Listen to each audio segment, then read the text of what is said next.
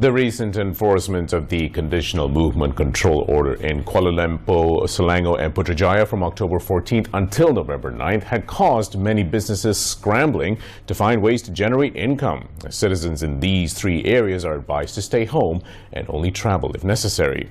Although businesses are allowed to operate as usual, they are not receiving as many customers as they once did before enforcement of the CMCO. And this has put them in hot water, especially when these businesses were just recovering from the effects of the Movement Control Order.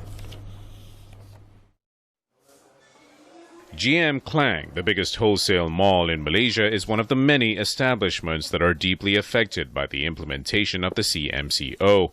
Its managing director, Dato Lim Seng Kok, said the number of patrons visiting Klang declined significantly during the period, and he attributed this reduction to a number of factors such as inter-district travel restrictions, as most of Klang's patrons are from the Klang Valley.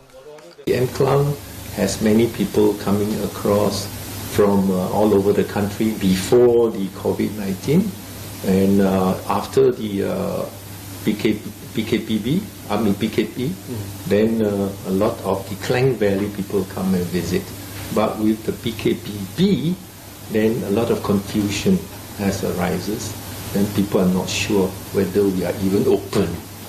Lim said Klang saw an increase in the number of patrons post-MCO as high as 80%, but dropped to 40% after the CMCO was announced. This in turn impacted the wholesale and retail shops operating within Klang, which comprise small and medium enterprises.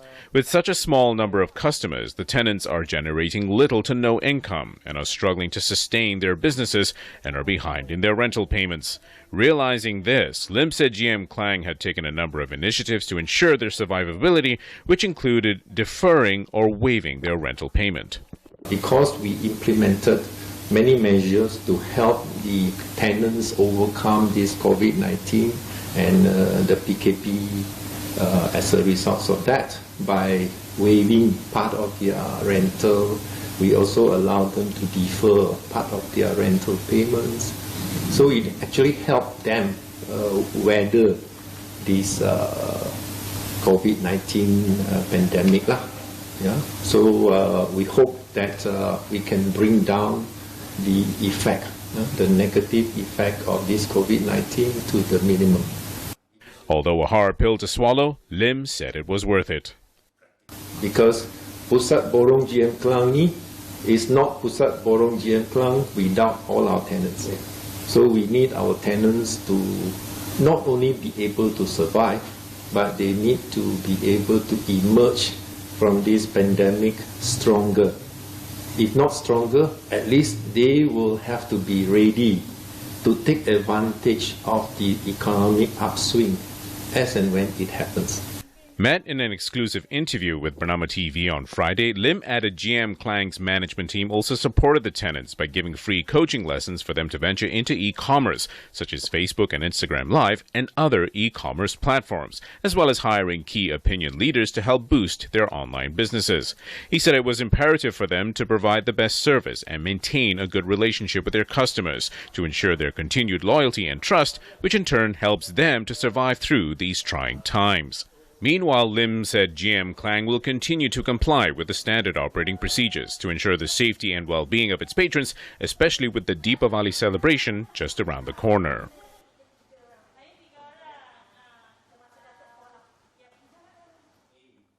Meanwhile, a survey conducted by Bernama TV within Klang found that many shop owners are rapidly transitioning towards e-commerce, as not many customers were willing to visit their physical stores during the CMCO.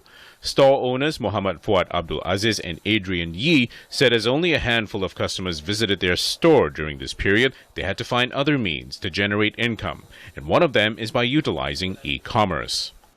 Shopee, Lazada dengan IG kan, kita promote cara tu pula kan, tapi dia sangat berbeza lah, sebab sini kalau kata customer direct datang, dia orang boleh pegang material, dia orang pergi boleh try sendiri baju kan, dia punya sizing apa semua tu dia orang lain lah. Tapi kalau kita jual secara online ni, customer yang regular je dia akan excited nak beli, itu je. So apa yang kami nampak sekarang walk-in muda customer sudah dikurangkan.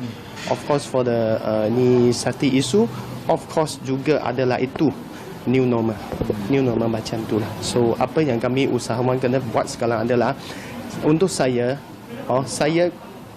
akan ditransform saya punya business model through the online digital. So apa perlu saya buat adalah sekarang saya train saya punya staff to online, shift to online. Mereka perlu belajar banyak tentang komputer, tentang e-com, bukan hanya itu offline punya service saja. For GM International Exhibition, GMIE, ASEAN's first toys and baby product showroom in GM Klang, the current situation opens up possibilities for aspiring entrepreneurs to kickstart their business. Its managing director, Oh Tse Chow, said GMIE helps local economies to grow by allowing retailers, wholesalers, and distributors to source their products in a small quantity. With more than 10,000 products from 120 manufacturers in China, GMIE will also provide services such as management, marketing, original equipment manufacturer, original design manufacturer, advertising, custom clearance, logistics, and distribution to help wholesalers in their businesses. Kuantiti kecil itu kita akan cari yang pemborong dekat GM Klang ni, kita akan B2B dengan dia orang. Pemborong tu yang sebab dia tak boleh lepas dari negeri atau ke luar negara, dari pergi ke China ke pun.